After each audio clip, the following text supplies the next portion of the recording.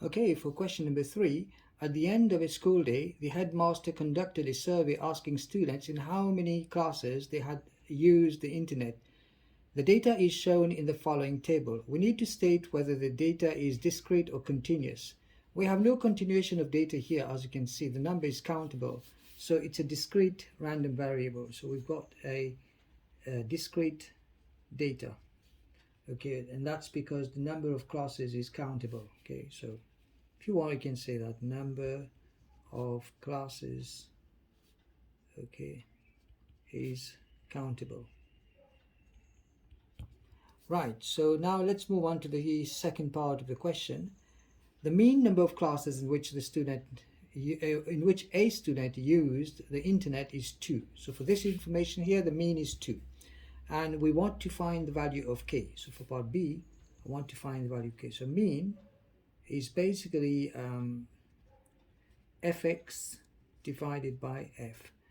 So we've got then the mean as 2 is equal to fx. So we're going to multiply the variables with the number of students. So that 0 times 20. So first of all, I've got 0 times 20 plus 1 times 24 plus 2 times 30, okay, plus 3 times k, plus 4 times 10, okay, plus I've got 5 times 3, which is 15, plus 6, and all of that, divided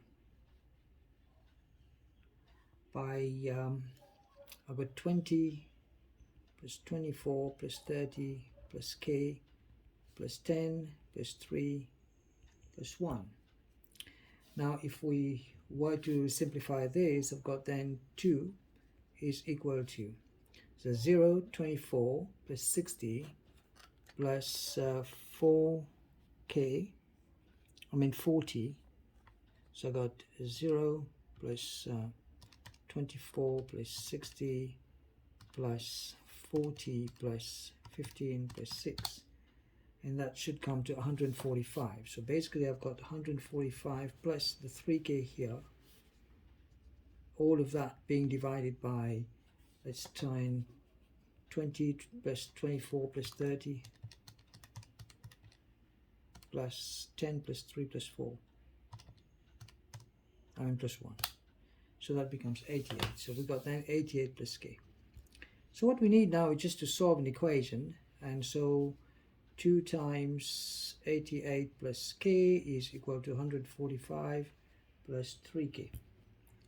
So what are we looking at is 2 times 88 is 176 plus 2k is equal to 145. So you can say 3k minus 2k is equal to 176 minus 45. Minus 145, and you should be able to get 31. So now we have k is equal to 31. So that's the value of k that they want us to find. I should have pushed this up anyway, but that I'm sure you could have followed there. And for part C of the question, they want us to identify the sampling technique if, for example, here it was not possible to ask every person in the school, so the headmaster arranged the student names in alphabetical order and then asked every 10th person on the list. So we need to identify the sampling technique used in the survey. And so for this one, it's basically doing this in a very systematic way. So I would say systematic. And it's basically systematic sampling. See, and it's because it is every 10th person, yeah.